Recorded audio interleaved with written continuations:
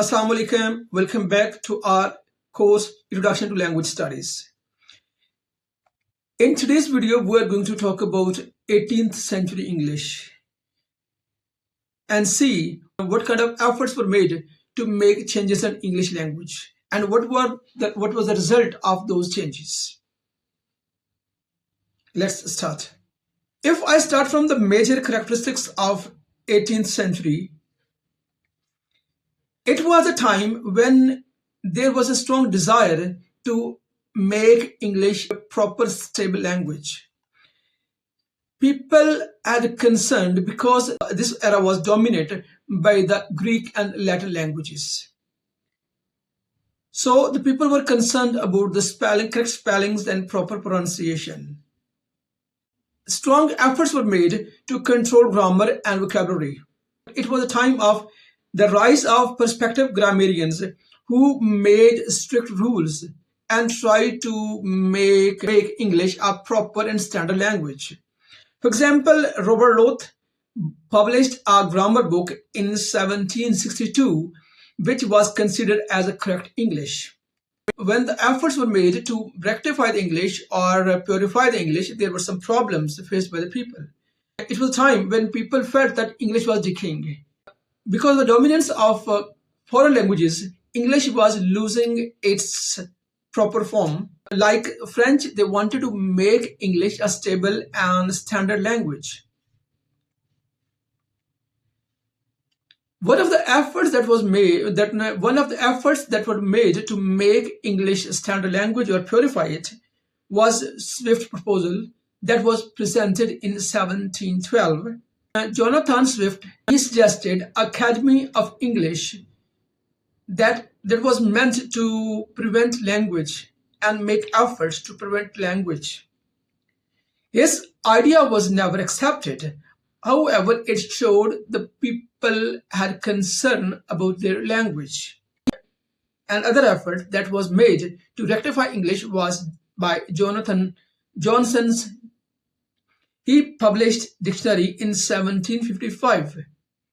Samuel Johnson published the first English major dictionary that carried proper spellings of English. He standardized spellings and meanings.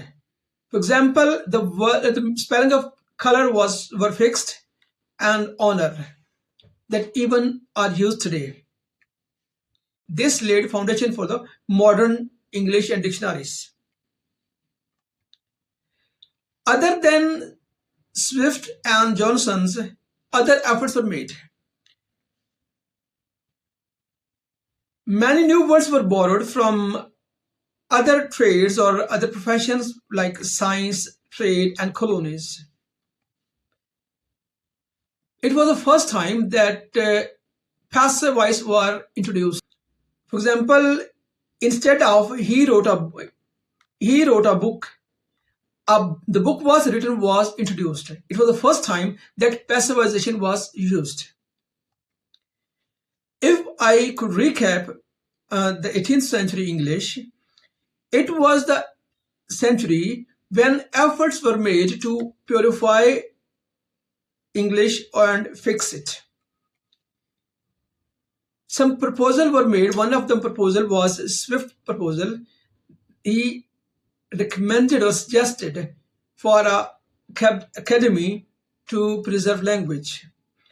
Another effort that was made by Johnson, who published a dictionary with the standard spellings and meanings.